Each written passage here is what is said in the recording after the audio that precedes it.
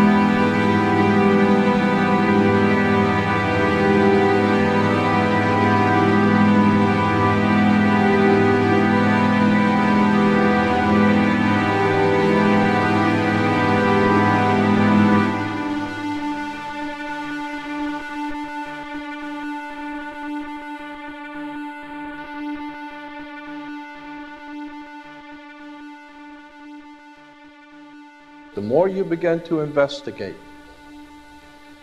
what we think we understand, where we came from, what we think we're doing, the more you begin to see we've been lied to. We've been lied to by every institution. What makes you think for 1 minute that the religious institution is the only one that's never been touched? The religious institutions of this world are at the bottom of the dirt. The religious institutions in this world are put there by the same people who gave you your government, your corrupt education, who set up your international banking cartels. We have been misled away from the true and divine presence in the universe that men have called God. I don't know what God is, but I know what He isn't. And unless and until you are prepared to look at the whole truth, and wherever it may go, whoever it may lead to, the more you educate yourself, the more you understand where things come from, the more obvious things become, and you begin to see lies everywhere. You have to know the truth and seek the truth, and the truth will set you free.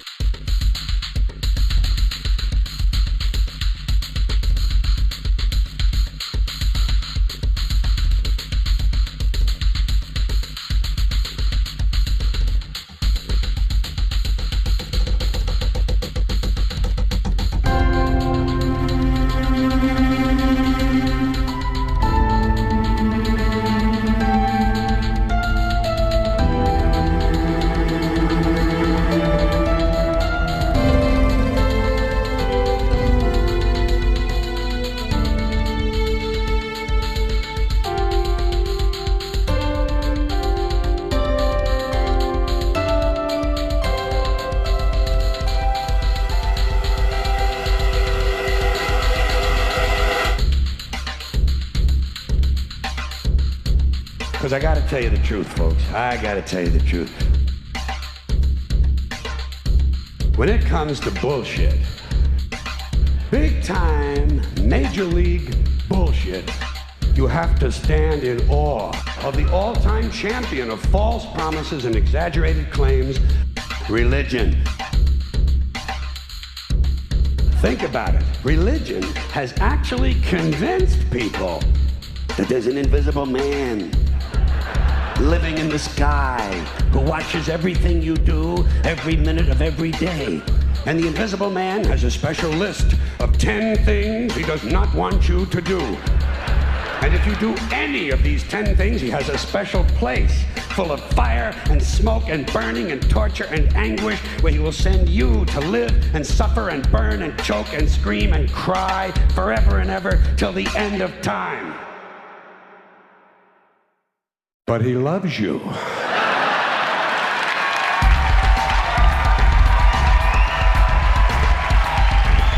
loves you.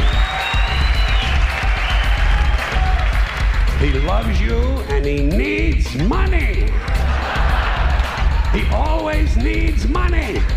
He's all powerful, all perfect, all knowing, and all wise. Somehow, just can't handle money.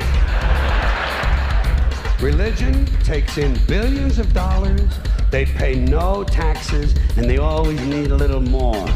Now, you talk about a good bullshit story. Holy shit.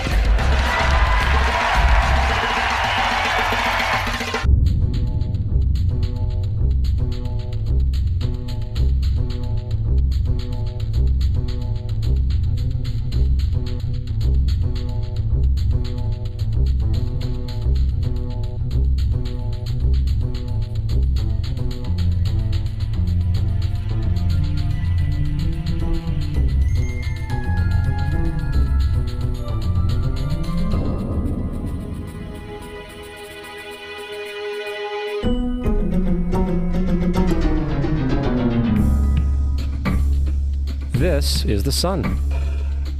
As far back as 10,000 BC, history is abundant with carvings and writings reflecting people's respect and adoration for this object. And it is simple to understand why, as every morning the sun would rise, bringing vision, warmth, and security, saving man from the cold, blind, predator-filled darkness of night. Without it, the cultures understood the crops would not grow and life on the planet would not survive. These realities made the sun the most adored object of all time. Likewise, they were also very aware of the stars. The tracking of the stars allowed them to recognize and anticipate events which occurred over long periods of time, such as eclipses and full moons. They in turn cataloged celestial groups into what we know today as constellations. This is the cross of the zodiac, one of the oldest conceptual images in human history. It reflects the sun as it figuratively passes through the 12 major constellations over the course of a year. It also reflects the 12 months of the year, the 4 seasons, and the solstices and equinoxes. The term zodiac relates to the fact that constellations were anthropomorphized, or personified, as figures or animals. In other words, the early civilizations did not just follow the sun and stars, they personified them with elaborate myths involving their movements and relationships. The sun, with its life-giving and saving qualities, was personified as a representative of the unseen creator or God, God's Son, the light of the world, the savior of humankind. Likewise, the 12 constellations represented places of travel for God's Son, and were identified by names, usually representing elements of nature that happened during that period of time. For example, Aquarius, the water bearer, who brings the spring rains.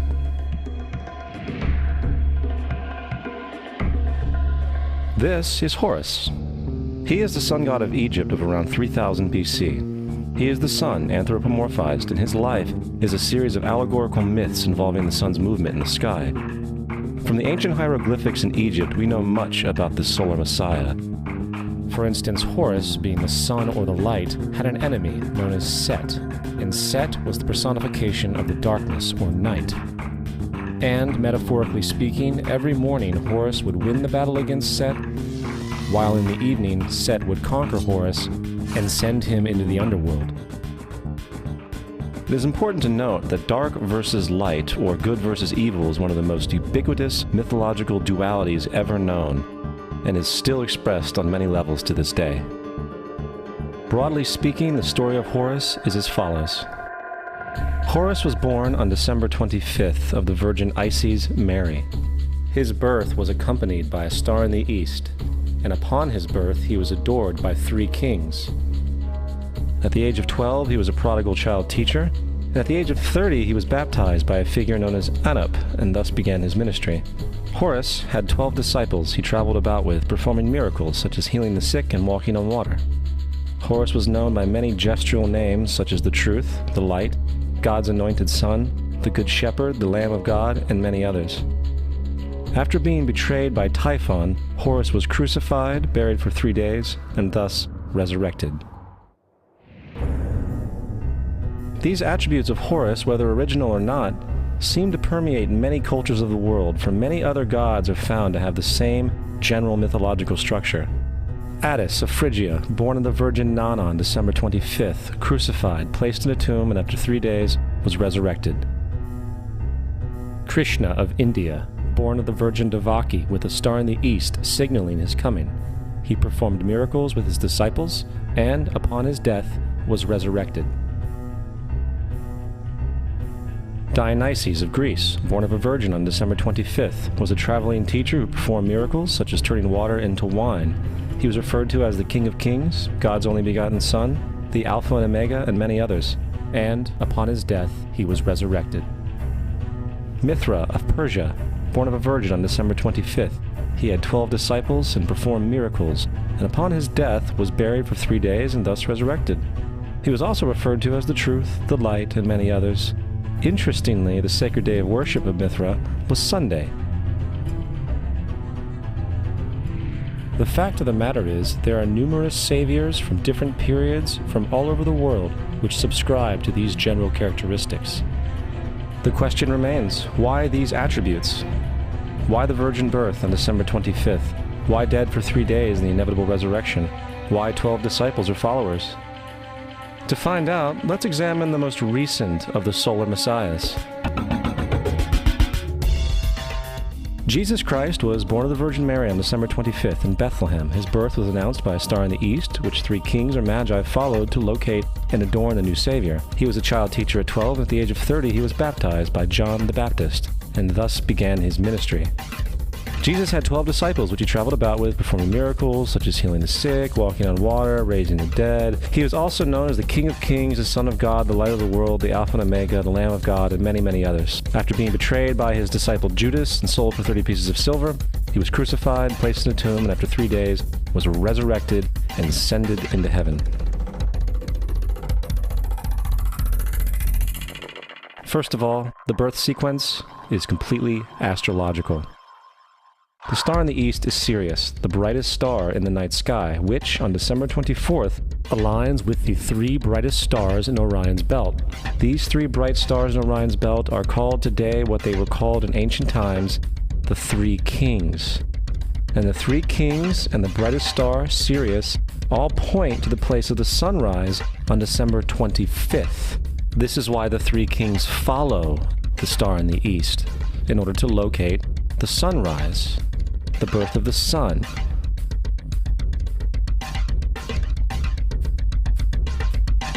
The Virgin Mary is the constellation Virgo, also known as Virgo the Virgin.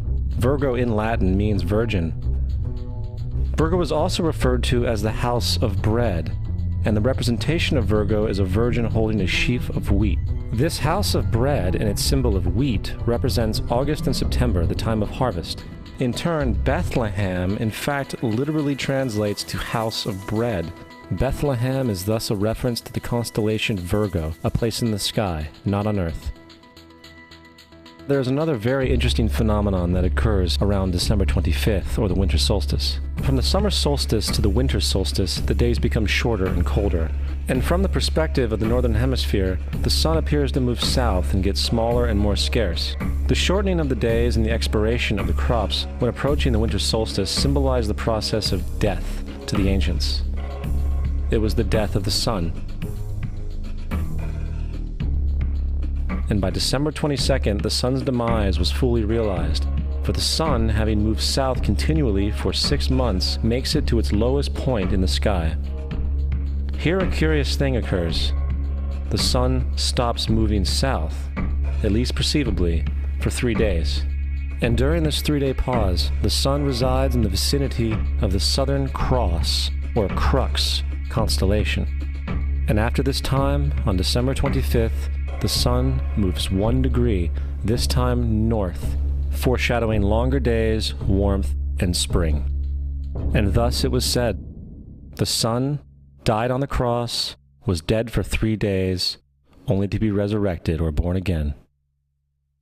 This is why Jesus and numerous other sun gods share the crucifixion, 3-day death, and resurrection concept. It is the sun's transition period before it shifts its direction back into the northern hemisphere, bringing spring and thus salvation. However, they did not celebrate the resurrection of the sun until the spring equinox, or Easter. This is because at the spring equinox, the sun officially overpowers the evil darkness, as daytime thereafter becomes longer in duration than the night, and the revitalizing conditions of spring emerge.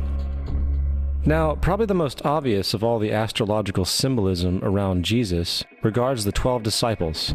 They are simply the 12 constellations of the zodiac, which Jesus, being the sun, travels about with. In fact, the number 12 is replete throughout the Bible.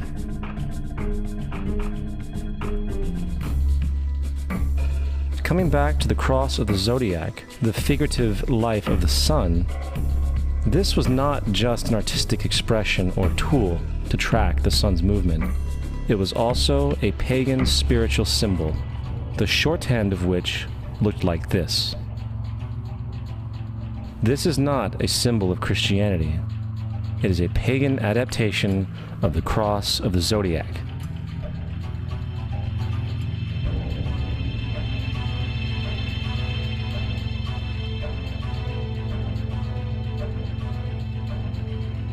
This is why Jesus in early occult art is always shown with his head on the cross, for Jesus is the Son of God, the light of the world, the risen Savior, who will come again, as it does every morning.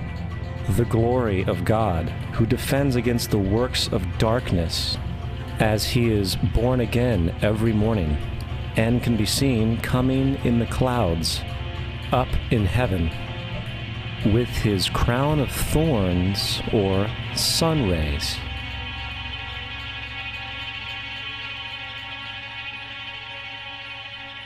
Now, of the many astronomical metaphors in the Bible, one of the most important has to do with the ages. Throughout the scriptures, there are numerous references to the age. In order to understand this, we need to be familiar with a phenomenon known as the precession of the equinoxes. The ancient Egyptians, along with cultures long before them, recognized that approximately every 2150 years, the sunrise on the morning of the spring equinox would occur in a different sign of the zodiac. This has to do with a slow, angular wobble that the Earth maintains as it rotates on its axis. It is called a precession because the constellations go backwards rather than through the normal yearly cycle. The amount of time it takes for the precession to go through all 12 signs is roughly 25,765 years. This is also called the Great Year, and ancient societies were very aware of this, and they referred to each 2150-year period as an age. From 4300 BC to 2150 BC, it was the age of Taurus, the bull. From 2150 BC to 1 AD, it was the age of Aries, the ram. And from 1 AD to 2150 AD, it is the age of Pisces, the age we are still in to this day. And in and around 2150, we will enter the new age, the age of Aquarius. Now, the Bible reflects, broadly speaking, a symbolic movement through 3 ages while foreshadowing a 4th. In the Old Testament, when Moses comes down Mount Sinai with the 10 Commandments, he is very upset to see his people worshiping a golden bull calf. In fact, he shattered the stone tablets and instructed his people to kill each other in order to purify themselves. Most biblical scholars will attribute this anger to the fact that the Israelites were worshiping a false idol or something to that effect. The reality is, the golden bull is Taurus the bull, and Moses represents the new age of Aries the ram. This is why Jews even today still blow the ram's horn. Moses represents the new age of Aries, and upon the new age, everyone must shed the old age. Other deities mark these transitions as well, such as Mithra, a pre-Christian god who kills the bull in the same symbology. Now Jesus is the figure who ushers in the age following Aries, the age of Pisces, or the 2 fish. Fish symbolism is very abundant in the New Testament. Jesus feeds 5,000 people with bread and 2 fish. When he begins his ministry walking along Galilee, he befriends 2 fishermen who follow him. And I think we have all seen the Jesus fish on the back of people's cars. Little do they know what it actually means. It is a pagan astrological symbolism for the sun's kingdom during the age of Pisces. Also, Jesus' assumed birth date is essentially the start of this age.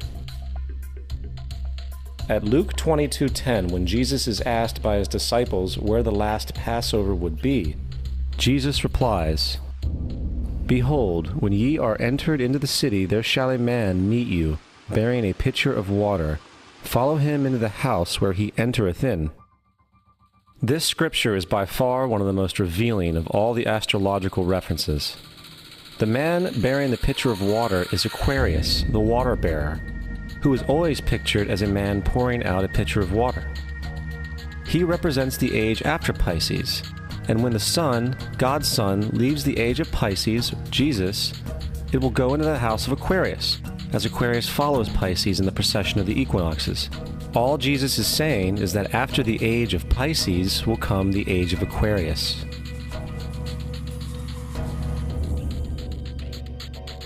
Now, we have all heard about the end times and the end of the world. The cartoonish depictions in the book of Revelation aside, the main source of this idea comes from Matthew 28:20, where Jesus says, "I will be with you even to the end of the world." However, in the King James Version, world is a mistranslation, among many mistranslations. The actual word being used is eon, which means age.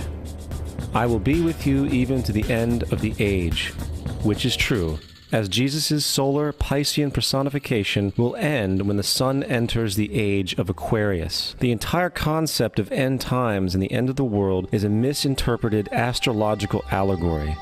Let's tell that to the approximately 100 million people in America who believe the end of the world is coming. Furthermore, the character of Jesus being a literary and astrological hybrid is most explicitly a plagiarization of the Egyptian sun god Horus.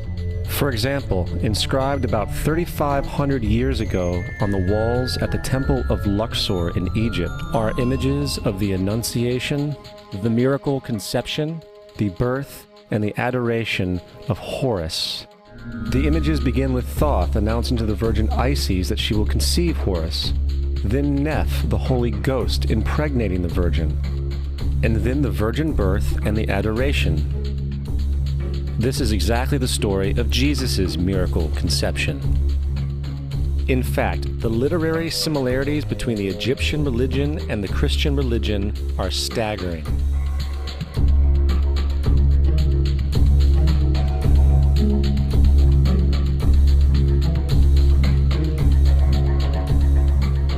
And the plagiarism is continuous. The story of Noah and Noah's Ark is taken directly from tradition. The concept of the Great Flood is ubiquitous throughout the ancient world, with over 200 cited claims in different periods and times. However, one need look no further for a pre-Christian source than the Epic of Gilgamesh, written in 2600 BC. This story talks of a great flood commanded by God, an ark with saved animals upon it, and even the release and return of a dove, all held in common with the biblical story among many other similarities. And then there is the plagiarized story of Moses. Upon Moses' birth, it is said that he was placed in a reed basket and set adrift in a river in order to avoid infanticide. He was later rescued by a daughter of royalty and raised by her as a prince. This baby in a basket story was lifted directly from the myth of Sargon of Akkad of around 2250 BC. Sargon was born, placed in a reed basket in order to avoid infanticide, and set adrift in a river. He was in turn rescued and raised by Aki, a royal midwife.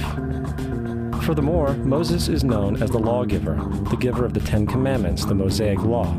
However, the idea of a law being passed from God to a prophet up on a mountain is also a very old motif. Moses is just another lawgiver in a long line of lawgivers in mythological history. In India, Manu was the great lawgiver. In Crete, Minos ascended Mount Dicta, where Zeus gave him the sacred laws, while in Egypt there was Meses, who carried stone tablets and upon them the laws of God were written. Manu, Minos, Meses, Moses. And as far as the Ten Commandments, they are taken outright from spell 125 in the Egyptian Book of the Dead. What the Book of the Dead phrased, "I have not stolen," became "Thou shalt not steal." "I have not killed," became "Thou shalt not kill." "I have not told lies," became "Thou shalt not bear false witness," and so forth. In fact, the Egyptian religion is likely the primary foundational basis for the Judeo-Christian theology. Baptism, afterlife, final judgment, virgin birth, death and resurrection, crucifixion, the Ark of the Covenant, circumcision, saviors, Holy Communion, Great Flood, Easter, Christmas, Passover, and many, many more are all attributes of Egyptian ideas long predating Christianity and Judaism.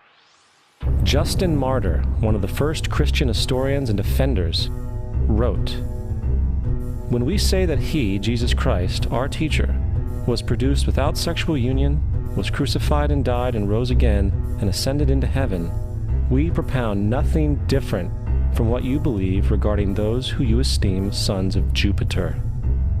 In a different writing, Justin Martyr said, "He was born of a virgin, accept this in common with what you believe of Perseus."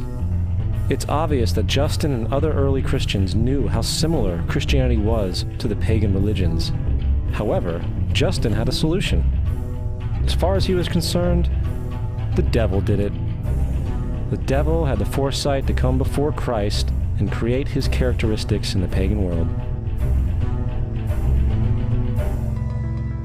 Fundamentalist Christianity, fascinating. These people actually believe the world is 12,000 years old. Swear to God. I actually asked one of these guys, okay, dinosaur fossils. He says, dinosaur fossils? God put those here to test our faith.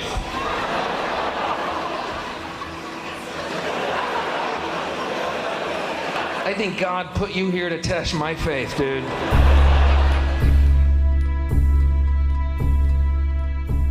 The Bible is nothing more than an astrotheological literary hybrid, just like nearly all religious myths before it. In fact, the aspect of transference of one character's attributes to a new character can be found within the book itself. In the Old Testament, there is the story of Joseph. Joseph was a prototype for Jesus. Joseph was born of a miracle birth. Jesus was born of a miracle birth. Joseph was of 12 brothers. Jesus had 12 disciples. Joseph was sold for 20 pieces of silver. Jesus was sold for 30 pieces of silver. Brother Judah suggests the sale of Joseph. Disciple Judas suggests the sale of Jesus. Joseph began his work at the age of 30. Jesus began his work at the age of 30. The parallels go on and on. Furthermore, is there any non-biblical historical evidence of any person living with the name Jesus, the son of Mary, who traveled about with 12 followers, healing people and the like? There are numerous historians who lived in and around the Mediterranean, either during or soon after the assumed life of Jesus. How many of these historians document this figure? Not one. However, to be fair, that doesn't mean defenders of the historical Jesus haven't claimed the contrary. 4 historians are typically referenced to justify Jesus' existence. Pliny the Younger, Suetonius, and Tacitus are the first 3. Each one of their entries consists of only a few sentences at best, and only referred to Christus or the Christ, which in fact is not a name but a title. It means the Anointed One. The 4th source is Josephus, and this source has been proven to be a forgery for hundreds of years. Sadly, it is still cited as truth. You would think that a guy who rose from the dead and ascended into heaven for all eyes to see and performed the wealth of miracles acclaimed to him would have made it into the historical record.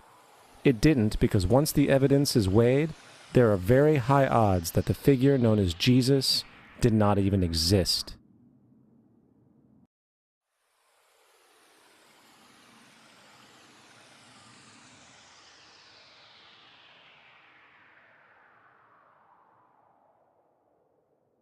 We don't want to be unkind, but we want to be factual. We don't want to cause hurt feelings, but we want to be academically correct in what we understand and know to be true. Christianity just is not based on truth. We find that Christianity was in fact nothing more than a Roman story, developed politically. The reality is, Jesus was the solar deity of the Gnostic Christian sect, and like all other pagan gods, he was a mythical figure. It was the political establishment that sought to historize the Jesus figure for social control. In 325 AD in Rome, Emperor Constantine convened the Council of Nicaea. It was during this meeting that the politically motivated Christian doctrines were established. And thus began a long history of religious bloodshed and spiritual fraud. And for over the next 1,000 years, the Vatican maintained a political stranglehold on all of Europe, leading to such joyous periods as the Dark Ages, along with enlightening events such as the Crusades and the Inquisition. Christianity, along with all other related theologies, is an historical fraud. These religions now serve to detach the species from the natural world, and likewise each other. They support blind submission to authority. They reduce human responsibility to the effect that God controls everything, and in turn awful crimes can be justified in the name of a divine pursuit. And, most critically, it empowers the political establishment who have been using the myth to manipulate and control societies. The religious myth is one of the most powerful devices ever created, and it serves as the psychological soil upon which other myths can flourish.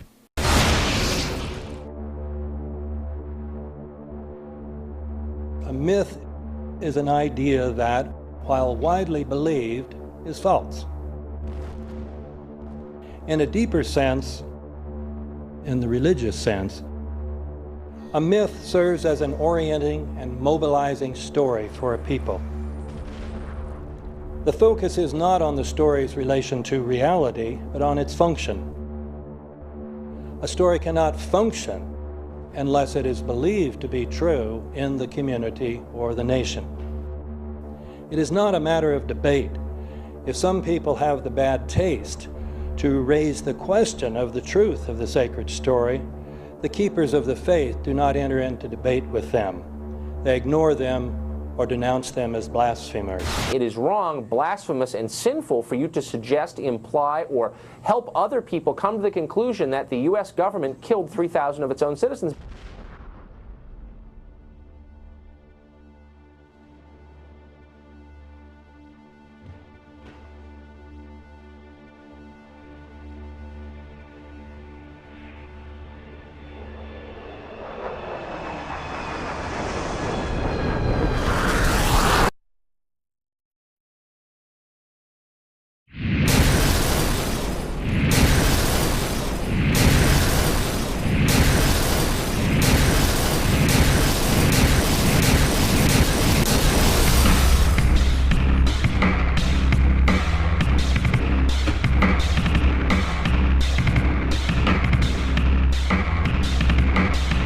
As if a demolition team set off when you see the old demolitions of these old buildings. It looks like one of those scenes of an old building being purposely dynamited and blown up. Anybody who's ever watched a building being demolished on purpose knows that if you're going to do this, you have to get at the under-infrastructure of a building and bring it down.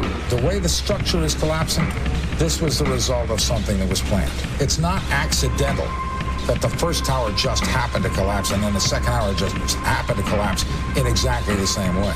How they accomplished this, we don't know. The building collapsed to dust. You don't find a desk. You don't find a chair. You don't find a telephone, a computer. The biggest piece of a telephone I found was half of the keypad, and it was about this big. What happened to the concrete? The concrete was pulverized from river to river. There was dust powder 2-3 inches thick. The concrete was just pulverized. Reminiscent of those pictures we've all seen too much on television before, when a building was deliberately destroyed by well-placed dynamite to knock it down. If they had detonated, they were planned to take down a building. I heard a second explosion. There was a heavy-duty explosion. Then there was some secondary explosions and then the subsequent collapses. An explosion blew and it knocked everybody over. To me, it sounded like an explosion. It sounded like gunfire. Bang, bang, bang, bang, bang. And then all of a sudden, 3 big explosions. We heard a big explosion coming down. And then the entire top of the building just blew up. We saw some kind of explosion. By the force of the explosions. Big explosion. Blew us back into the 8th floor. Then we get to the lobby. This is a big explosion. The lobby looked as though a bomb had exploded there. A huge explosion now, raining debris. It's been a huge explosion.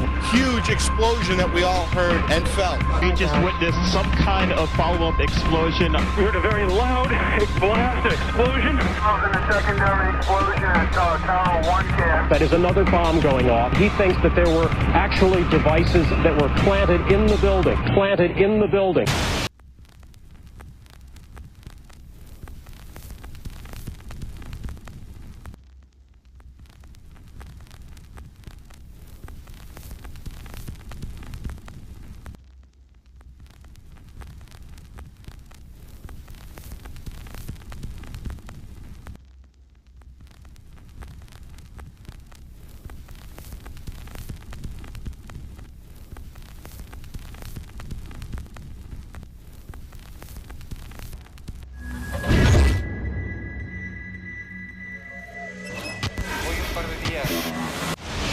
I don't think anybody could have predicted that they would try to use an airplane as a missile, a hijacked airplane as a missile. Nobody in our government, at least, and I don't think the prior government that could envision flying airplanes into buildings.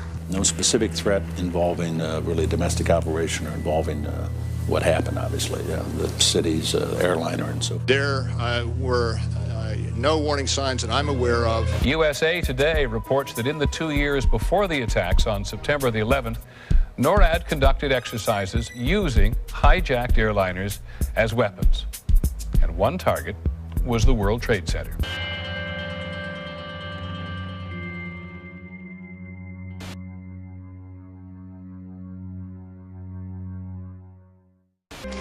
In confidential documents from the Philippines obtained by CNN, the plan was clear. He will board any American commercial aircraft, control its cockpit, and dive it at the CIA headquarters. Other buildings targeted the Pentagon and the World Trade Center. The Federal Aviation Administration received 52 warnings about Al-Qaeda in the 6 months before 9/11 and did not apparently heed them. The Pentagon reportedly does not want the public to hear next week's Senate testimony about the former secret intelligence unit known as Able Danger.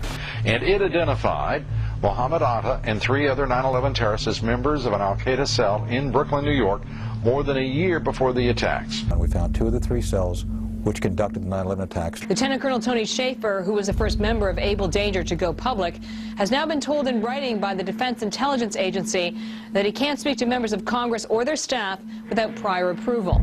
This is an attempt to prevent the American people from knowing the facts about how we could have prevented 9/11, and people are covering it up today. Security and counterterrorism was blinking red, in the words of George Tenet, that the warnings of an imminent attack were so severe that something dramatic should have been done. It was unparalleled. Instead, our president went on a month-long vacation.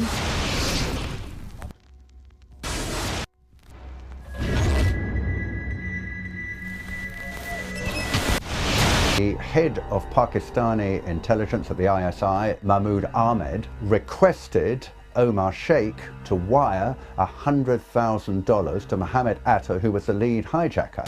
Hijacker Mohammed Atta received wire transfers via Pakistan. The man sending the money to Atta is believed to be Ahmed Umar Saeed Sheikh. Omar Sheikh admitted he was supported by the Pakistan government's intelligence service, the ISI.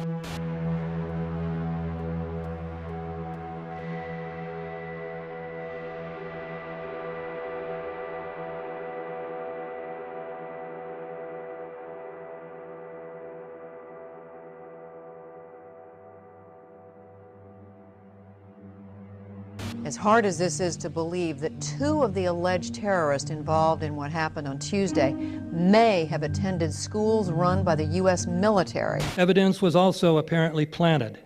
The passport of one of the hijackers on Flight 11 was allegedly found in the rubble. The hijacker's passport was found blocks from the World Trade Center crash site, if you can believe that.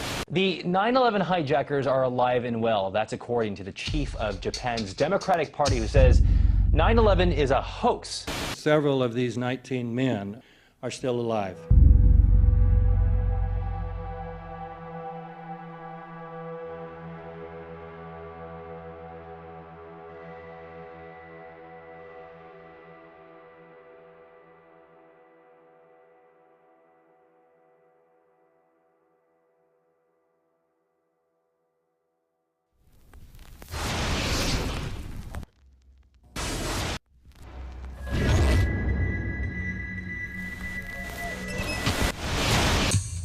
Of course we're after Saddam Hussein, bin Laden. He's In the early 1980s, bin Laden worked with operatives from U.S. intelligence, the Pakistani military, and Arab states. January 2001, the Bush administration orders the FBI and intelligence agencies to back off investigations involving the bin Laden family, including 2 of Osama bin Laden's relatives, who were living, guess where, in Falls Church, Virginia, right next to CIA headquarters. When he was already America's most wanted criminal, he reportedly spent 2 weeks in the American hospital in Dubai, was treated by an American doctor, and visited by the local CIA agent.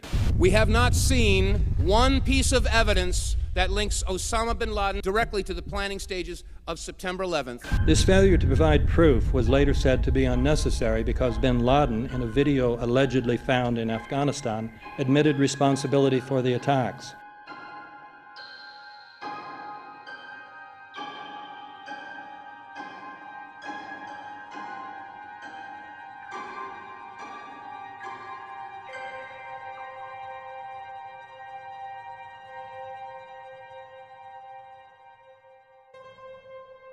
In 1976, Osama's older brother Salim bin Laden hired a man in Texas by the name of Jim Bath to handle all the investments in the United States for the bin Laden family. Jim Bath also happens to be a personal, almost lifelong friend and former Air National Guard pilot with George W. Bush. The connections between the Bushes and the bin Ladens become much more clear when George Herbert Walker Bush made trips to Saudi Arabia in 1998 and 2000 to meet with the bin Laden family on behalf of a company called the Carlyle Group.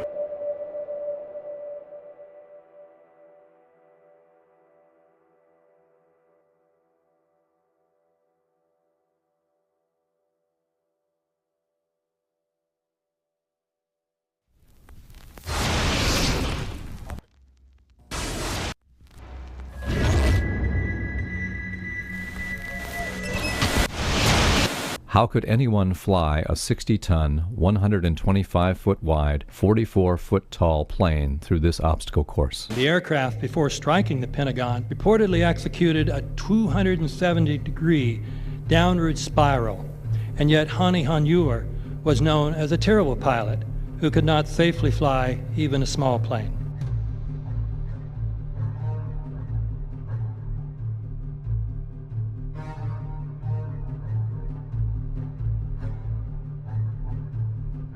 No seats, no luggage, no bodies. Nothing but bricks and limestone. The official explanation is that the intense heat from the jet fuel vaporized the entire plane. Flight 77 had 2 Rolls-Royce engines made of steel and titanium alloy and weigh 6 tons each. It is scientifically impossible, but 12 tons of steel and titanium was vaporized by jet fuel. We're also told that the bodies were able to be identified either by their fingerprints or by the DNA. So what kind of fire can vaporize aluminum and tempered steel and yet leave human bodies intact? From my close-up inspection, there's no evidence of a plane having crashed anywhere near the Pentagon. And as I said, the only pieces left that you can see are small enough that you could pick up in your hand. Shortly after the strike, government agents picked up debris and carried it off.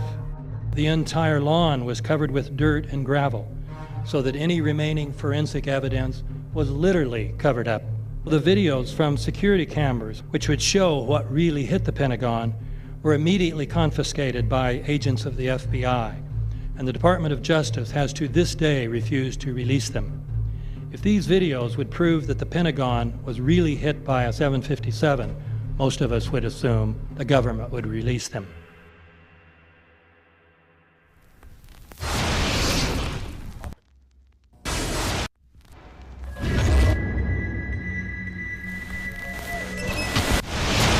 It looks like there's nothing there except for a hole in the ground.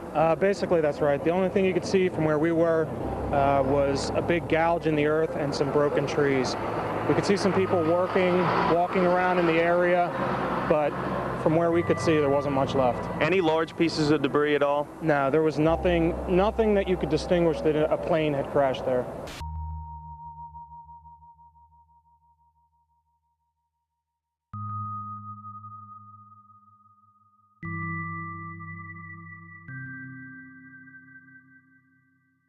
The FBI and the state police here have confirmed that they have cordoned off a second area about 6 to 8 miles away from the crater here. This is apparently another debris site.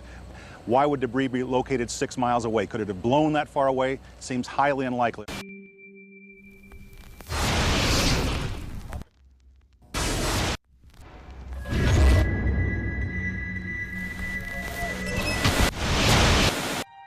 Pancake theory, according to which the fires, while not melting the steel, heated it up sufficiently to cause the floors weakened by the airplane strikes to break loose from the steel columns, and this started a chain reaction. So you would expect then from that theory, which is the official theory, to see a whole stack of floors piled up on top of each other and then a spindle of core columns standing too. The core of each of the twin towers consisted of 47 massive steel columns. If the floors had broken loose from them, these columns would have still been sticking up into the air 1,000 feet.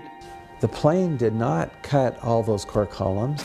We designed the buildings to take the impact of the Boeing 707 hitting the building at any location. The building probably could sustain multiple impacts of jetliners.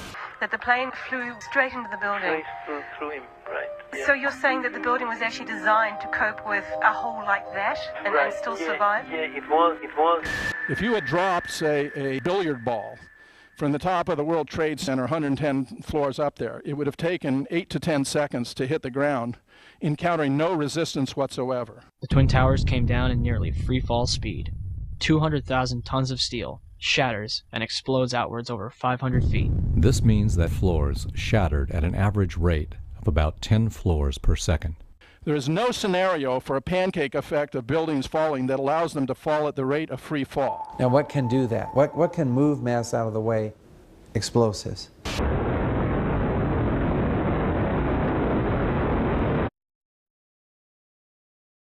"47 huge steel columns going up the core, and they're interconnected. How do you get them to fail simultaneously so the core disappears? It looks like those core columns were cut. The way we do this is by cutting the beam at an angle.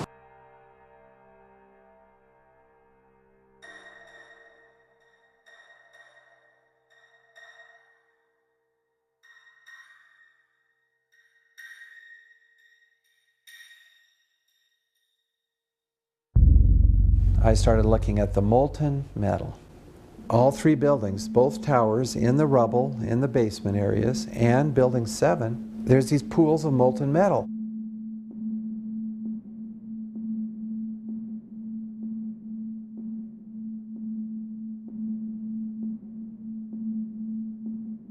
You'd get down below and you'd see molten steel running down the channel rails. Like you're in a foundry. Like lava. The molten steel was found 3, 4, and 5 weeks later, when the rubble was being removed. He said that molten steel was also found underneath World Trade Center 7. So I'm looking through the official reports. What do they say about the molten metal? They say nothing. Now, wait a minute. This is important evidence. So where'd that come from? Thermite is so hot that it'll just cut through steel, through structural steel, for example, like a knife through butter. The products are molten iron and aluminum oxide, which goes off primarily as a dust. You know those enormous dust clouds? You can imagine when you assemble these chemicals on a large scale. So, Professor Niels Harrit, you examined the rubble that came from the World Trade Center. What did you find in it? Well, in there we find remains of what we characterize as a thermitic material. And this is a very energetic material which can be used either for melting iron or it can be designed as an explosive. The evidence for controlled demolition is overwhelming. I've told you that the thermite reaction produced molten iron. Molten iron was in pools of molten iron in the rubble. And the point is that the thermite kept on reacting. This was a bitch's brew of thermite chemistry. Molten metal pools under both towers after they collapsed and Building 7. Now, Building 7 wasn't even hit by a jet. Part of the problem is that most people simply don't know much about Building 7 due to the extraordinary secrecy surrounding this collapse. And this was a 47-story skyscraper. This building fell at 5:25. It was not hit by a plane. This building had fires on only 2 or 3 floors. And it was brought down by what we know was a controlled demolition. Demolitions, they look just like that. You know, a kink in the middle, and then that building just comes straight down, almost at free fall speed.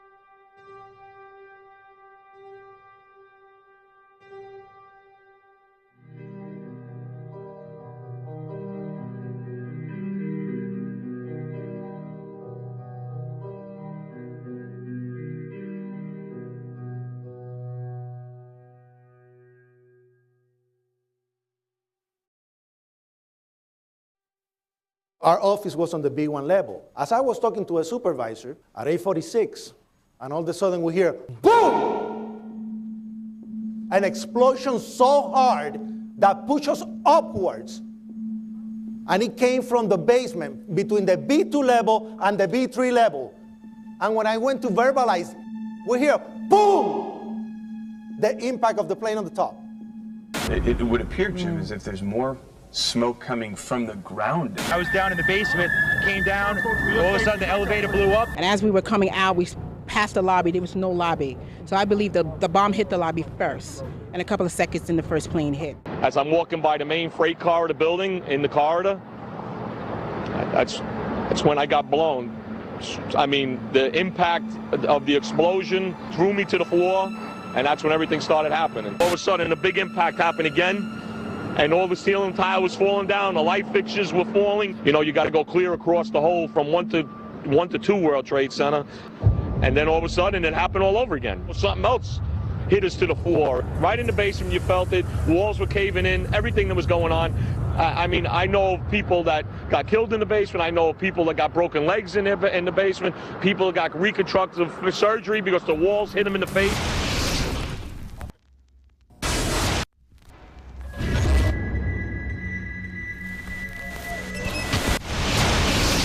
According to standard operating procedure, if an FAA flight controller notices anything that suggests a possible hijacking, the controller is to contact a superior. If the problem cannot be fixed within about a minute, the superior is to ask NORAD, the North American Aerospace Command, to send up or scramble jet fighters to find out what is going on. NORAD then issues the scramble order to the nearest Air Force base with fighters on alert. But although interceptions usually occur within 10 or so minutes, in this case, 80 or so minutes had elapsed before fighters were even airborne. It's a mind-bending anomaly. Not a single U.S. Air Force interceptor turns a wheel until it's too late. There are no jets at all. What if they were so confused and had been so deliberately confused that they couldn't respond? The reason that they didn't know where to go was because a number of conflicting and overlapping war game exercises were taking place. It involved the insertion of false radar blips onto radar screens in the Northeast Air Defense Sector. Center Team U, we have a problem here. We have a hijacked aircraft headed towards New York. We need someone to scramble some F-16s or something up there to help us out. Is this real world or exercise? Is this real world or exercise? There was another exercise, Vigilant Warrior, which was in fact, according to a NORAD source, a live-fly hijack drill being conducted at the same time. With only 8 available fighter aircraft, and they have to be dispatched in pairs, they were dealing with as many as 22 possible hijacks on the day of 9/11, and they couldn't separate the war game exercises from the actual hijacks.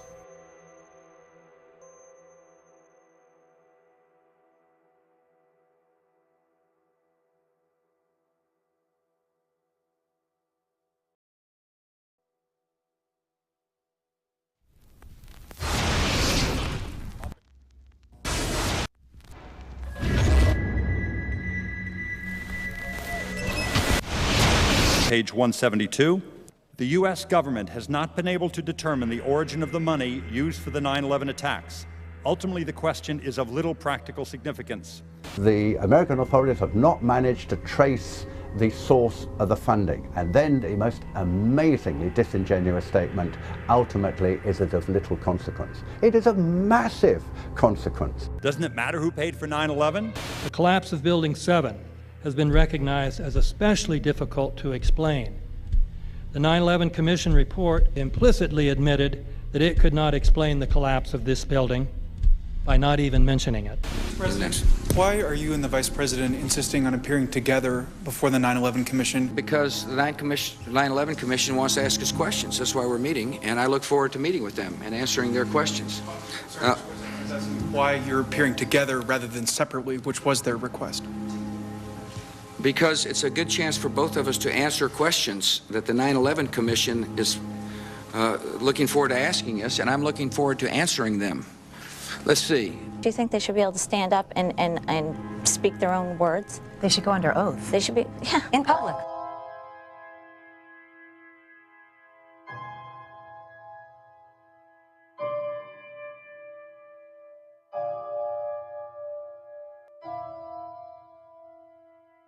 Don't you think that the families deserve to have a transcript or to be able to see what you Adam, said? you asked me that question yesterday. For an I answer got the today. same answer, yeah. The final report was a unanimous report. That means that if there was a single commissioner who had any objection about anything, that fact would be dropped from the report. We have found out that he not only served on the transition team of the Bush administration, that he was a person who wrote a draft memo for the setup of the Bush administration's National Security Council, that he was an individual who wrote the preemptive war strategy that was eventually used for the war in Iraq, that he is a close friend of Condoleezza Rice's. We want him to resign. There is literally nothing in the 9/11 report that the Bush administration did not approve of. We can understand, therefore, why the Commission, under Zelikow's leadership, would have ignored all the evidence that would point to the truth, that 9/11 was a false flag operation intended to authorize the doctrines and funds needed for a new level of imperial mobilization.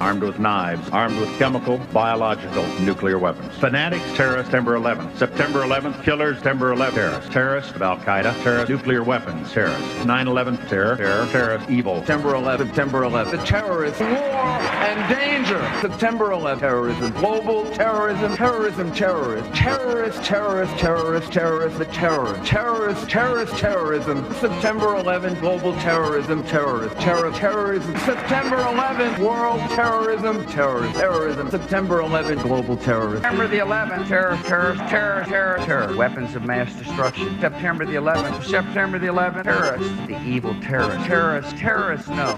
Terrorism. The words are hypnotically repeated. Terrorism, terrorist, terrorist threat, and of course, believed to be linked to Al-Qaeda. But it's the so-called war on terrorism that's in our faces practically 24/7 as the inescapable focus of our existence. One day, our grandchildren will look back on this time and ask, how was the war on terror won? The entire U.S. ruling class, ruling elite, comes to see terrorism as the preferred means, indeed the only means, to provide social cohesion, to provide an enemy image for the society to keep it together. According to neocon theory from Carl Schmitt, you have to have an enemy image in order to have a society. It's a very dangerous thing because now it means that the entire social order, the political parties, intellectual life, politics in general, all based on a monstrous myth. Monstrous myth.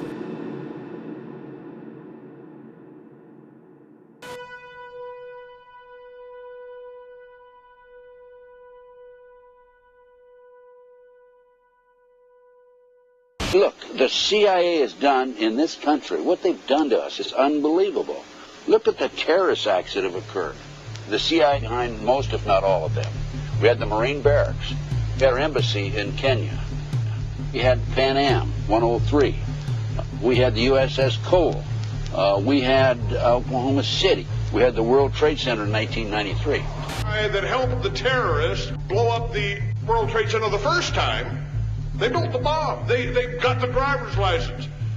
The informant, the FBI informant, a fellow named Salam, a 43-year-old former Egyptian army officer, he was given the assignment to put the bomb together. And he went to his supervisor, his FBI supervisor, and said, we're going to put a dummy bomb in here, right? And the FBI supervisor said, no, we're going to put a real bomb. FBI agents might have been able to prevent last February's deadly explosion at New York's World Trade Center. They discussed secretly substituting harmless powder for the explosives, but they didn't, according to the FBI's own informant, Imad Salem. Unbeknownst to the FBI at the time, Salem recorded many of his conversations with his handlers.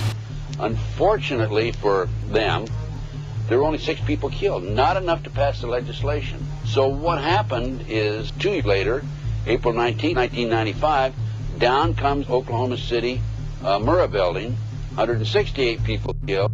1 year later, the anti-terrorism legislation that takes away many of our constitutional rights and civil liberties is passed.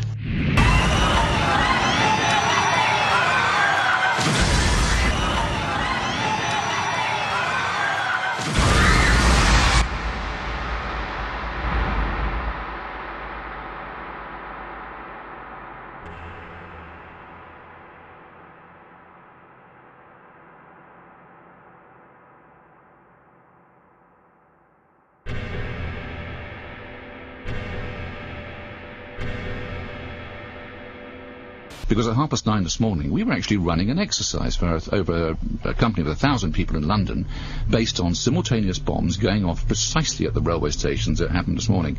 So I still have the hairs on the back of my neck standing upright. To get this quite straight, you were running an exercise to see how you would cope with this, and it happened while you were running the exercise? Precisely.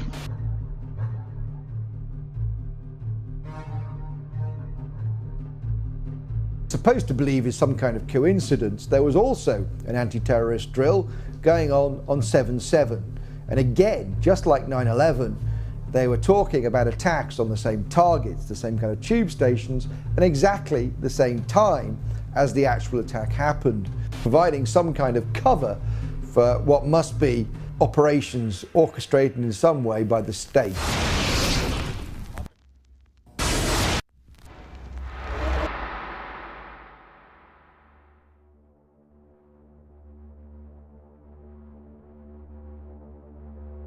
I am absolutely appalled at how much people in this country do not think. We are given to understand that a guy out there up in the mountains financed the most elaborate attack on this country. Do you think some people in a cave,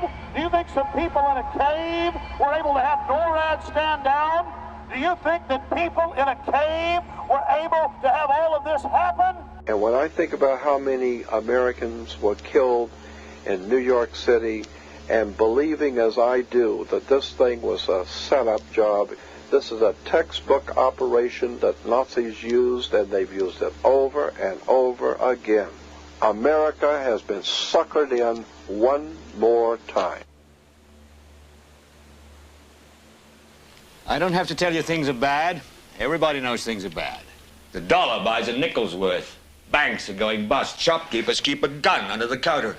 Punks are running wild in the street, and there's nobody anywhere who seems to know what to do, and there's no end to it. We know the air is unfit to breathe, and our food is unfit to eat. We sit watching our TVs while some local newscaster tells us that today we had 15 homicides and 63 violent crimes, as if that's the way it's supposed to be. We know things are bad, worse than bad. They're crazy. It's like everything everywhere is going crazy, so we don't go out anymore. We sit in the house, and slowly the world we're living in is getting smaller, and all we say is, please, at least leave us alone in our living rooms. Let me have my toaster and my TV and my steel-belted radios, and I won't say anything. Just leave us alone. Well, I'm not going to leave you alone. I want you to get mad. I don't want you to protest. I don't want you to riot. I don't want you to write to your congressmen because I wouldn't know what to tell you to write. I don't know what to do about the depression and the inflation and the Russians and the crime in the street. All I know is that first, you've got to get mad. You've got to say, I'm a human being. God damn it. My life has value.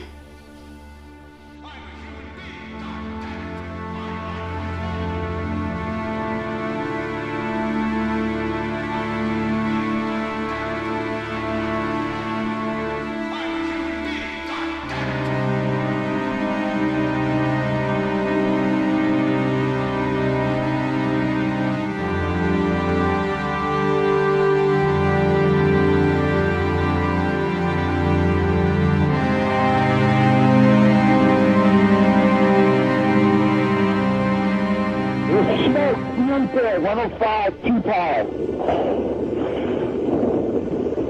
It's really there, it's black, it's iron. My wife thinks I'm alright. I called her and said I was leaving the building, I was fine, and bang. It's the 3 of us, 2 broken windows. Oh, God!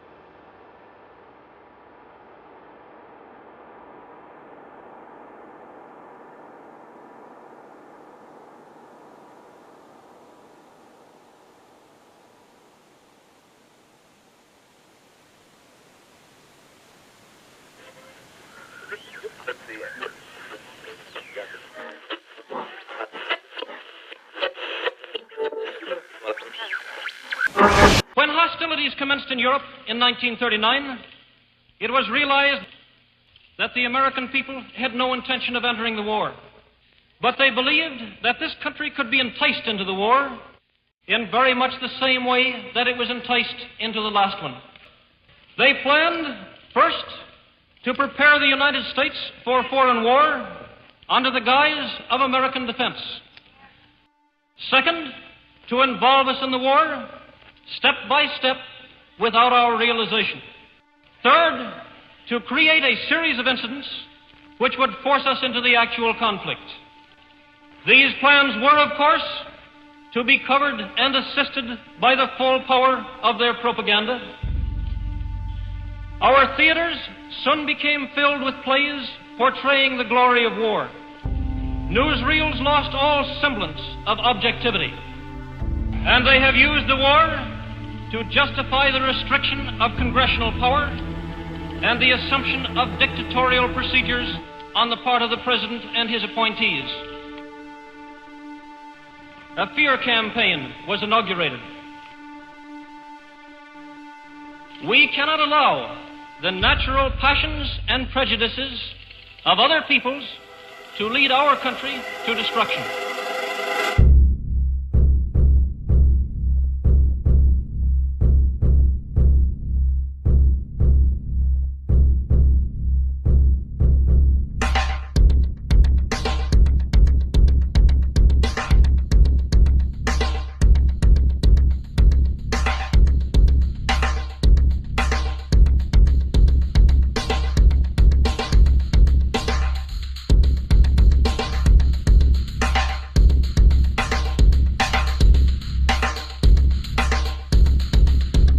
(1775).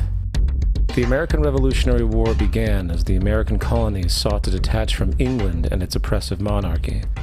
Though many reasons are cited for the revolution, one in particular sticks out as a prime cause: that King George III of England outlawed the interest-free, independent currency the colonies were producing themselves, in turn forcing them to borrow money from the Central Bank of England, immediately creating economic hardship and despair. In the words of Peter Cooper, former vice president of the New York Board of Currency, after Franklin had explained to the British government as the real cause of prosperity, they immediately passed laws forbidding the payment of taxes in that money. This produced such great inconvenience and misery to the people that it was the principal cause of the Revolution. In 1783, America won its independence from England. However, its battle against the central bank concept and the corrupt, power-hungry mentality associated with it had just begun. So what is a central bank? A central bank is an institution that issues and regulates the currency of an entire nation. Based on historical precedent, the typical powers inherent in central banking practice include the control of interest rates and the expansion and contraction of the money supply itself. Now, the central bank does not simply issue money to the government, it loans it to them with interest. Then, through the mechanisms of increasing and decreasing the supply of money, the central bank essentially regulates the value of the currency issued. It is critical to understand that the entire structure of this system could only produce one thing in the long run: debt. It doesn't take a lot of ingenuity to figure this scam out. For every single dollar produced by both the central bank and its regulated commercial banks is loaned at interest. That means every dollar produced is actually the dollar plus a certain percentage of debt based on that dollar. And since the banking system has the monopoly of the production of the currency, and they loan each dollar out with an immediate debt attached to it, where does the money to pay for the debt come from? It can only come from the banks again, which means the banking system has to perpetually increase its money supply to temporarily cover the outstanding debt created, which, in turn, since that new money is loaned out at interest as well, creates even more debt. The end result of this system is essentially slavery, for it is technically impossible for the government and thus the public to ever come out of the self-generating debt.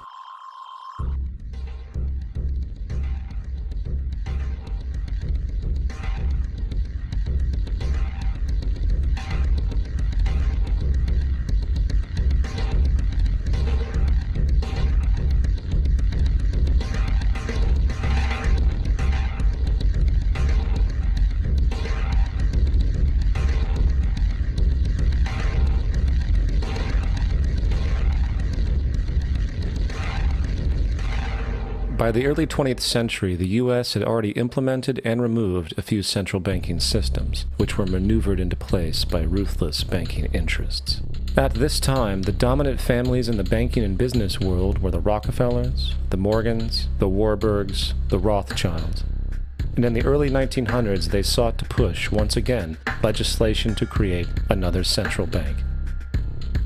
However, they knew the government and public were very weary of such an institution, so they needed to create an incident to affect public opinion. So J.P. Morgan, publicly considered a financial luminary at the time, exploited his mass influence by reportedly creating rumors that prominent banks in New York were insolvent or bankrupt. Morgan knew this would trigger mass hysteria and a systemic crisis, and it did. The public, in fear of losing their deposits, immediately began mass withdrawals. Consequently, the banks were forced to call in their loans, causing the recipients to sell their property, and thus a spiral of bankruptcies, repossessions, and turmoil emerged. Putting the pieces together years later, Congressman Charles Lindbergh wrote, "The King bankers put in motion in 1907 a great scheme. They had gambled and speculated on Wall Street until so many watered stocks and bonds had been manufactured. The King bankers knew the condition and informed the favorite of their friends what was to come. There was to be a panic in the fall of 1907, and it would be advertised as the result of our bad banking and currency laws." The Panic of 1907 led to a congressional investigation headed by Senator Nelson Aldrich, who had intimate ties to the financial powers and later became part of the Rockefeller family through marriage. The commission led by Aldrich recommended a central bank should be implemented so a panic like 1907 could never happen again. This was the spark that the bankers needed to initiate their plan. And in 1910, a secret meeting was held at a J.P. Morgan estate on Jekyll Island off the coast of Georgia. It was there that the central banking bill called the Federal Reserve Act was written. This legislation was written by bankers, not lawmakers. This meeting was so secretive, so concealed from government and public knowledge, that most of the figures who attended disguised their names when en route to the island. And after this bill was constructed, it was then handed over to their political frontman, Senator Nelson Aldrich, to push through Congress. And in 1913, with heavy political sponsorship by the bankers, Woodrow Wilson became president, having already agreed to sign the Federal Reserve Act in exchange for campaign support. And a few days before Christmas, when much of Congress was at home with their families, the Federal Reserve Act was voted in, and Wilson in turn made it law. The night before its passage, Congressman Charles Lindbergh pleaded, "This act establishes the most gigantic trust on earth. When the President signs this act, the invisible government by the money power will be legalized." Now, the public was told that the Federal Reserve System was an economic stabilizer, and inflation and economic crises were a thing of the past. Well, as history has shown, nothing was further from the truth. The fact is, the bankers now had a streamlined machine for economic manipulation. It's alive! It's alive! It's alive! For example, from 1914 to 1919, the Fed substantially increased the money supply, resulting in extensive loans to small banks and the public. Then, in 1920, the Fed deliberately contracted credit in an extreme way, thus resulting in banks having to call in large numbers of loans, and, just like 1907, bank runs, bankruptcy, and systemic collapse occurred. Numerous competitive banks outside of the Federal Reserve System collapsed, further consolidating the monopoly of the money trust cartel. Privy to this scheme, Congressman Lindbergh pronounced, "Under the Federal Reserve Act, panics are scientifically created. The present panic is the first scientifically created one, worked out as we figure a mathematical equation." However, the Panic of 1920 was just a warm-up. From 1921 to 1929, the Fed again increased the money supply, resulting once again in extensive loans to the public and banks. There was also a fairly new type of loan in the stock market, the broker call loan. Very simply, this loan allowed an investor to put down only a fraction of the stock's value, with the rest being loaned from the broker. This method was very popular in the roaring 1920s, as everyone seemed to be making money in the market. However, there was a catch to this loan. It could be called in at any time and had to be paid within 24 hours, and the typical result was the selling of the stock purchased with that loan. So, a few months before October in 1929, J.D. Rockefeller, Bernard Baruch, and many other insiders quietly exited the market, knowing the bubble created was about to burst. Then, on October 24, 1929, the financiers who furnished the call loans started calling them in masse. This sparked an instantaneous, massive sell-off in the already inflated market, as sell orders and margin calls were systemically triggered. That then led to mass bank runs, eventually collapsing thousands of banks, enabling the large banks to buy up the now failed banks at a discount. But it didn't stop there. Rather than expanding the money supply in order to recover from this economic collapse, the Fed actually contracted it, fueling one of the largest depressions in American history. Outraged, Congressman Louis McFadden, then chairman of the House Banking Committee, filed a petition for impeachment against the Federal Reserve Board, stating, "Mr. Chairman, we have in this country one of the most corrupt institutions the world has ever known. I refer to the Federal Reserve Board and the Federal Reserve Banks. This evil institution has impoverished and ruined the people of the United States and has practically bankrupted our government.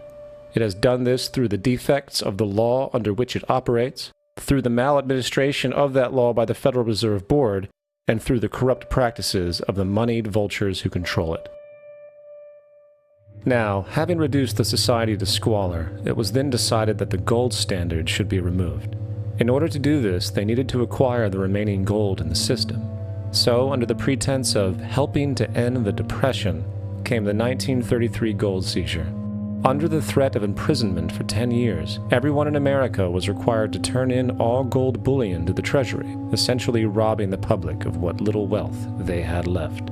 And at the end of 1933, the gold standard was abolished. If you look at a dollar bill before 1933, it says it is redeemable in gold.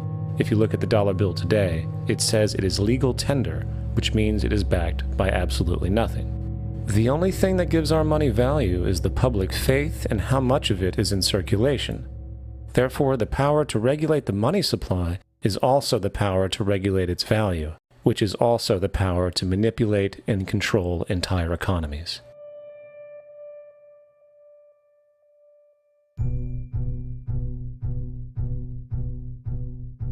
It is important to clearly understand the Federal Reserve is a private corporation. It is about as Federal Express. It makes its own policies and is under little regulation by the U.S. government. It is a private bank that loans all the currency at interest to the government, completely consistent with the central banking model that the country sought to escape from when it declared independence in the American Revolutionary War. Now, going back to 1913, the Federal Reserve Act was not the only bill pushed through Congress for the vested financial interests. They also pushed its partner, the federal income tax. First of all, the federal income tax is completely unconstitutional, as it is a direct, unapportioned tax, and the required number of states needed in order to ratify the amendment to allow the income tax was never legally met, and this has even been cited in modern court cases.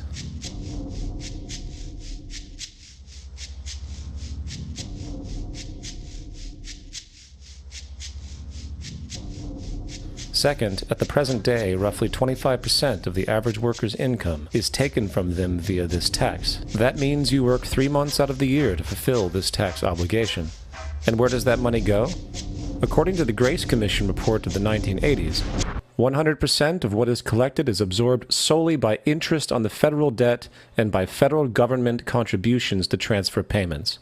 In other words, all individual income tax revenues are gone before 1 nickel is spent on the services which taxpayers expect from their government.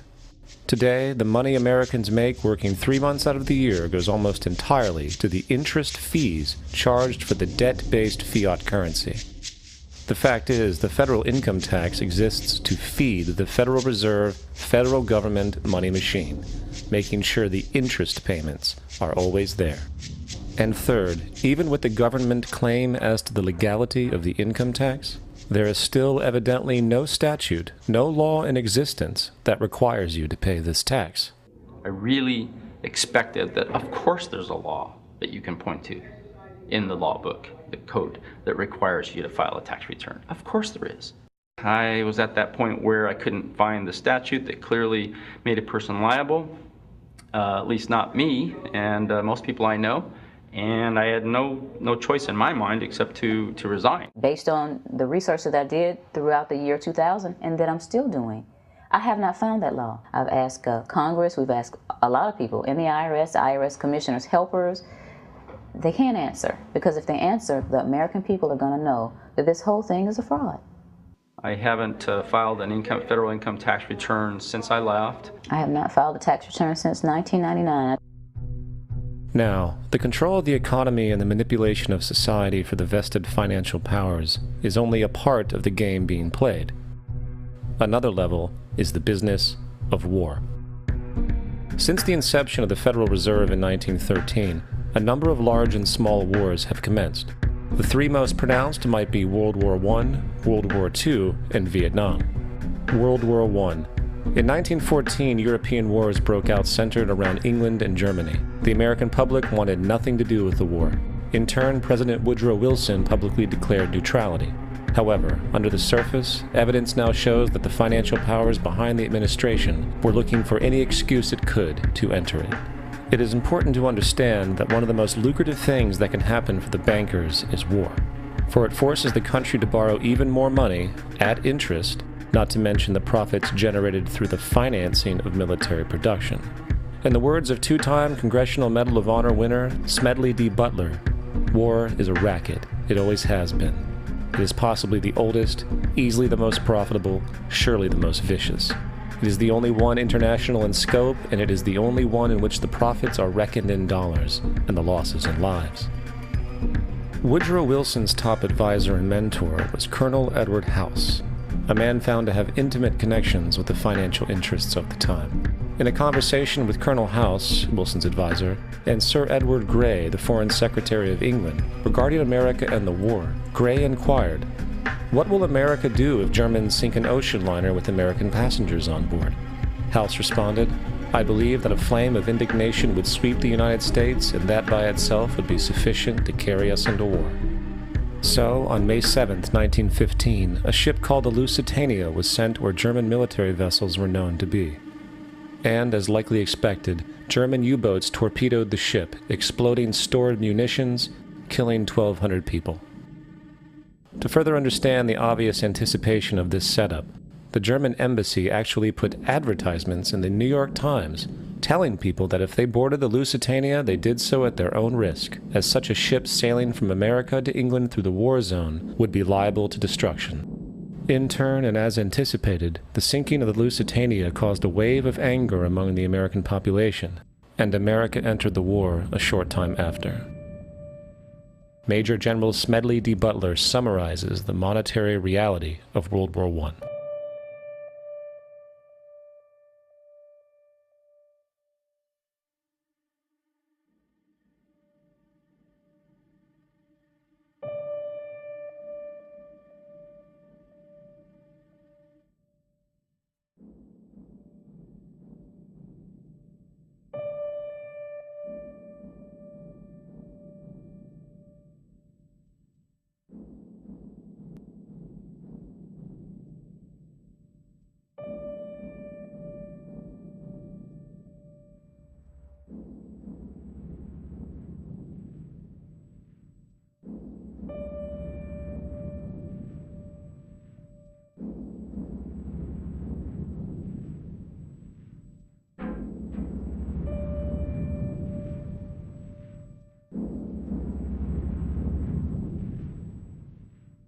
World War II.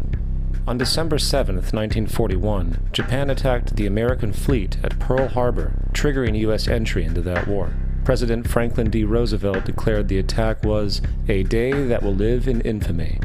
A day of infamy indeed, but not because of the alleged surprise attack on Pearl Harbor. After 60 years of surfacing information, it is now clear that not only was the attack known well in advance, it was outright wanted and provoked. In a journal entry by Roosevelt's Secretary of War Henry Stimson dated November 25, 1941, he documented a conversation he had with Roosevelt. The question was how we should maneuver them into firing the first shot. And in congressional testimony later, he added, "It was desirable to make sure the Japanese be the ones to do this so that there should remain no doubt as to who were the aggressors." In the months leading up to the attack on Pearl Harbor, Roosevelt had done almost everything in his power to anger the Japanese, showing a posture of aggression. He halted all of Japan's imports of American petroleum, He froze all Japanese assets in the United States. He made public loans to nationalist China and supplied military aid to the British, both enemies of Japan in the war, which, by the way, was in complete violation of international war rules. And, with numerous Japanese codes broken in advance, revealing the plan to attack, on December 7, 1941, Japan was allowed to attack Pearl Harbor, killing 2,400 soldiers. Before Pearl Harbor, 83% of the American public wanted nothing to do with the war. After Pearl Harbor, 1 million men volunteered. It is important to note, Nazi Germany's war effort was largely supported by two organizations, one of which was called IG Farben. IG Farben produced 84% of Germany's explosives. One of the unspoken partners of IG Farben was J.D. Rockefeller's Standard Oil Company in America. In fact, the German Air Force could not operate without a special additive patented by Rockefeller's Standard Oil. The drastic bombing of London by Nazi Germany, for example, was made possible by a $20 million sale of fuel to IG Farben by the Rockefeller's Standard Oil Company. This is just one small point on the topic of how American business funded both sides of World War II. One other treasonous organization worth mentioning is the Union Banking Corporation of New York City. Not only did they finance numerous aspects of Hitler's rise to power, along with actual materials during the war, it was also a Nazi money laundering bank, which was eventually exposed for having millions of dollars of Nazi money in its vaults. The Union Banking Corporation of New York was eventually seized for violations of the Trading with the Enemy Act. Guess who the director and vice president of the Union Bank was? Prescott Bush, the father and grandfather of former U.S. Presidents George W. Bush and George H.W. Bush. Vietnam.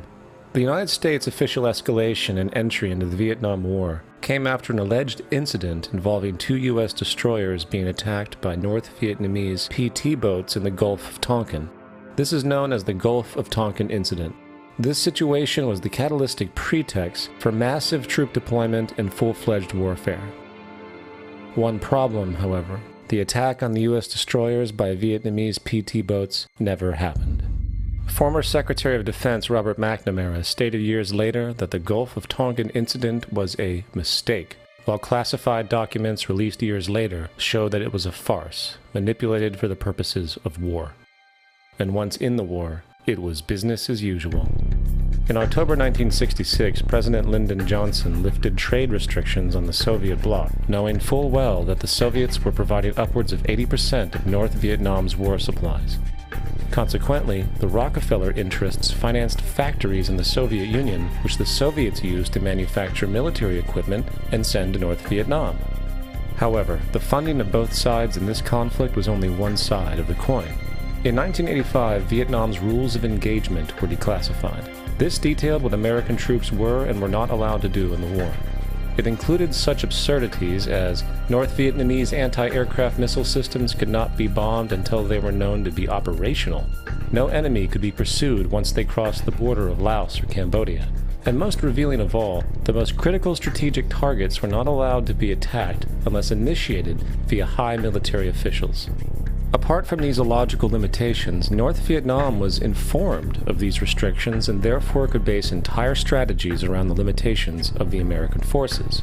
This is why the war went on for so long. And the bottom line is this: the Vietnam War was never meant to be won, just sustained. This war for profit and resources resulted in 58,000 American deaths and 3 million dead Vietnamese. So, where are we now? September 11th was the jumpstart for a hegemonic agenda, enabling the possibility of constant global warfare.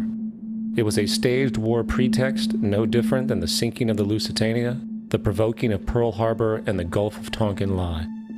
In fact, if 9/11 wasn't a planned war pretext, it would be an exception to the rule. It has been used to launch two unprovoked illegal wars, one against Iraq and the other against Afghanistan. However, 9/11 was a pretext for another war as well. The war against you. The Patriot Act, Homeland Security, the Military Tribunals Act, and other legislations are all completely designed to destroy your civil liberties and protect those in power.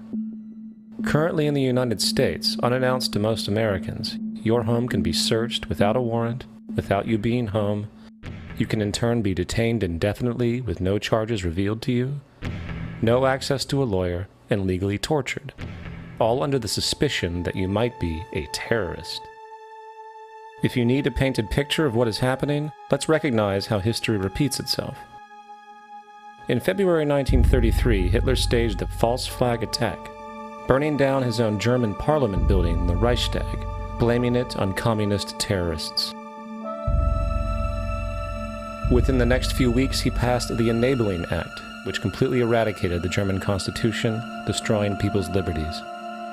He then led a series of preemptive wars, all justified as necessary to maintaining homeland security.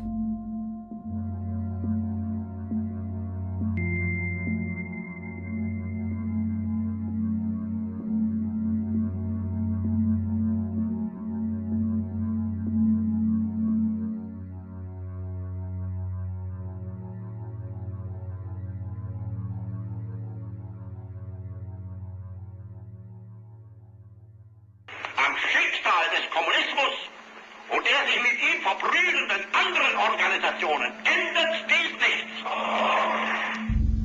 Our enemy is a radical network of terrorists and every government that supports them.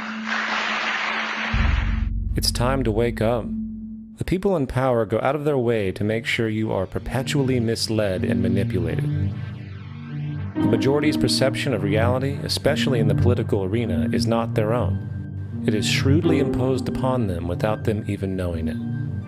For example, the public at large now believes the invasions of Iraq and the Middle East, along with the resulting instability, are the consequences of political and military mistakes. What the public fails to see, of course, is that the destabilization of the Middle East is exactly what the Western interests want. This war is to be sustained so the region can be divided up, domination of the oil maintained, continual profits reaped for defense contractors, and most obviously, permanent military bases established to be used as launching pads against other oil-bearing, non-conforming countries, such as Iran. For further implication that the civil war and destabilization is purely intentional, in 2005, 2 elite British SAS officers were arrested by Iraqi police after being caught driving around in their car, shooting at civilians while dressed up as Arabs. After being arrested and taken to a jail in Basra, the British Army immediately demanded release of these men.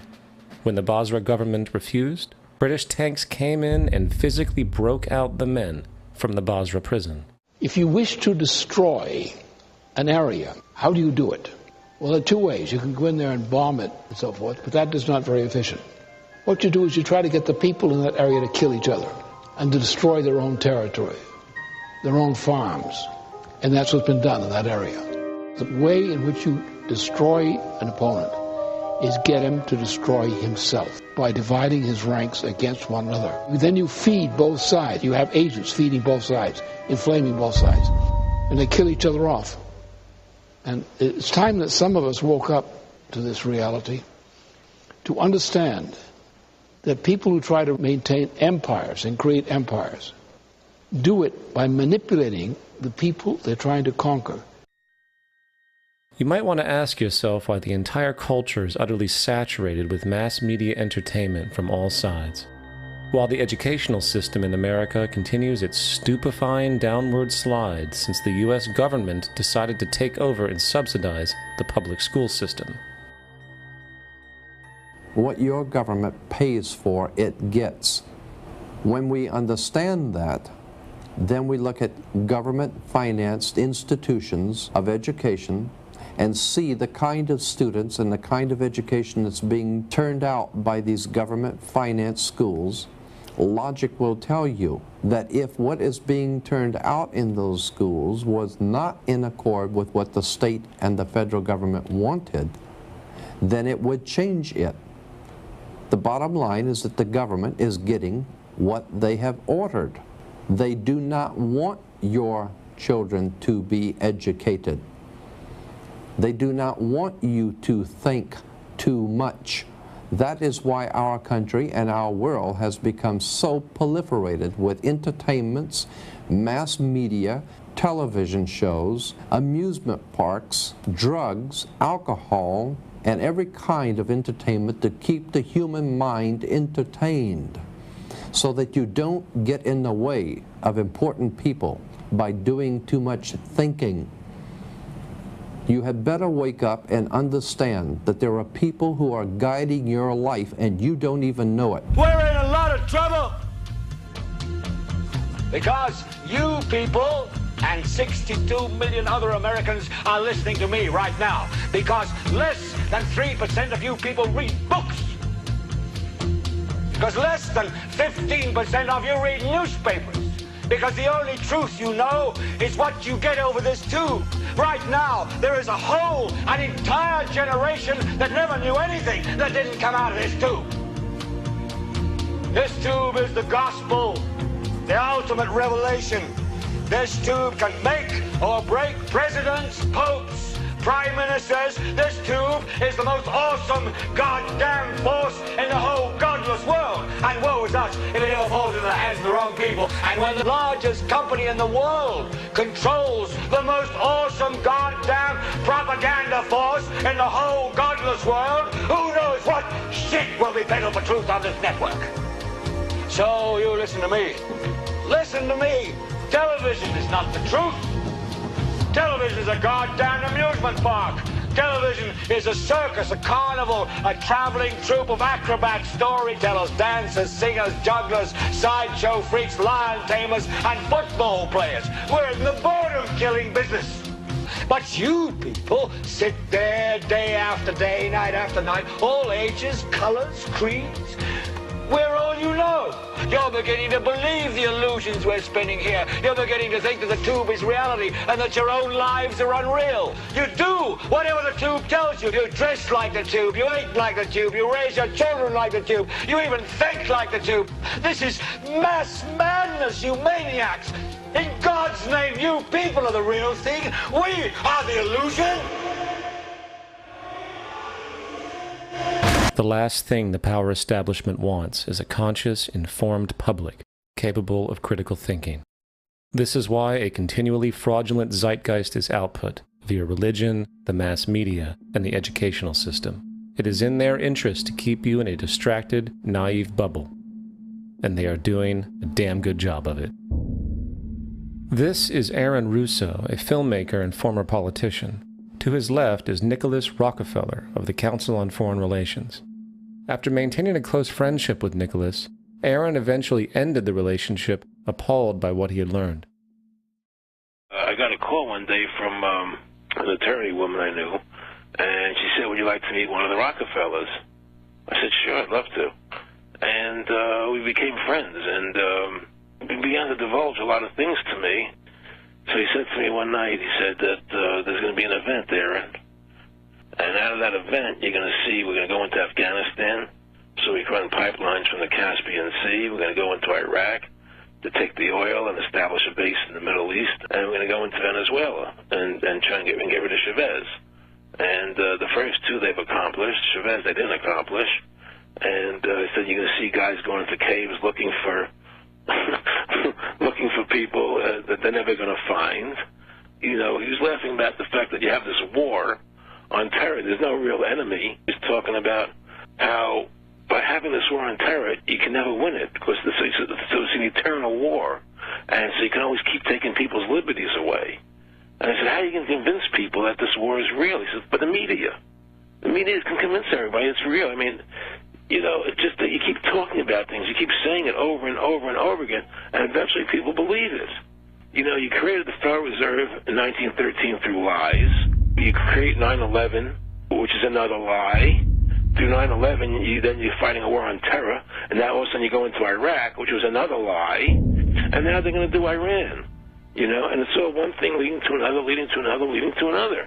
Now, I would say, what are you doing this for? What's the point of this thing? You have all the money in the world you ever want. You have all the power. I said, you know, you're hurting people. It's not a good thing. And he would say, what do you care about the people for? Take care of yourself and you take care of your family.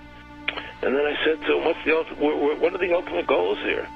He said, the ultimate goal is to get everybody in this world chipped with the RFID chip and have all money be on those chips and everything on those chips. And if anybody wants to protest what we do or violate what we want, We just turn off that chip. So how far will the sickness of power go? To what lengths will those in control go in order to maintain and preserve their positions? We have a Florida family who are really pioneers in a brave new world. They have volunteered to be the first ever to have microchip identification devices implanted into their body. After 9/11, I was really concerned with the security of my family.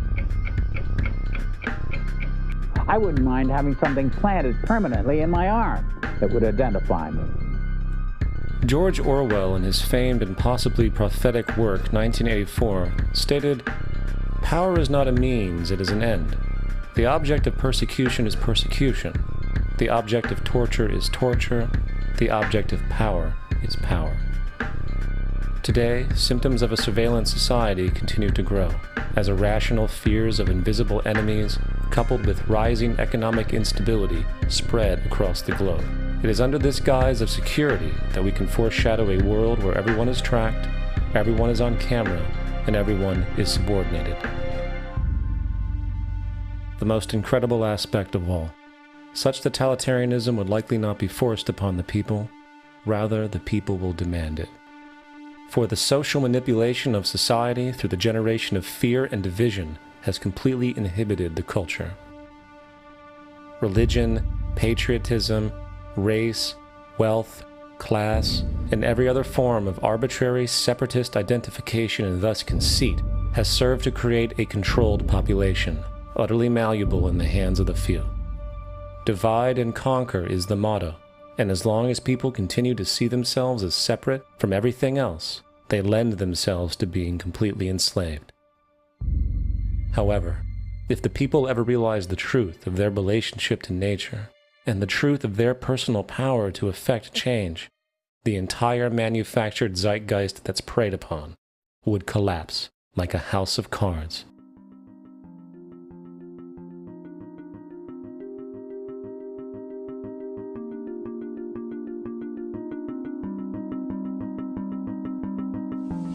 The whole system that we live in drills into us that we're powerless, that we're weak, that our society is evil, that it's crime-ridden, etc., and so forth.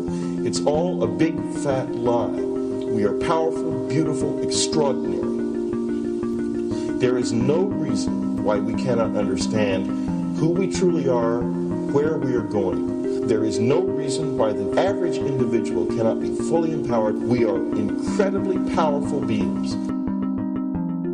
You know, I think I spent 30 years of my life, in the first 30, trying to become something. I wanted to become good at things. I wanted to become good at tennis. I wanted to become good at school and grades and everything I kind of viewed in that perspective. I'm not okay the way I am, but if I got good at things, you realize that I had the game wrong. The game was to find out what I already was.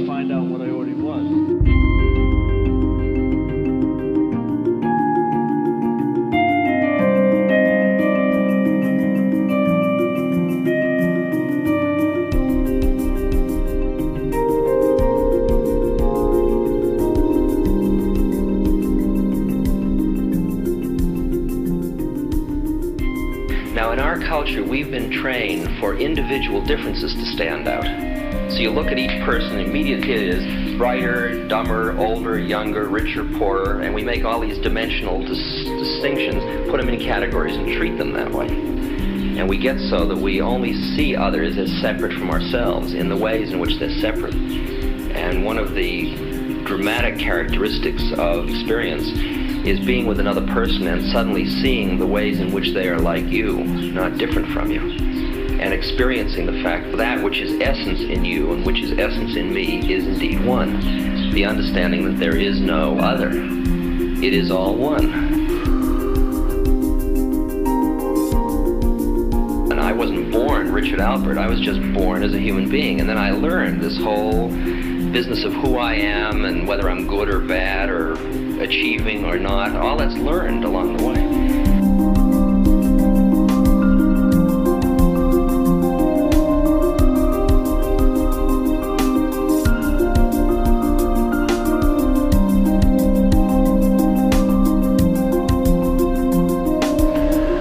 The old appeals to sexual and religious chauvinism to rabid nationalist fervor are beginning not to work. A new consciousness is developing which sees the earth as a single organism and recognizes that an organism at war with itself is doomed.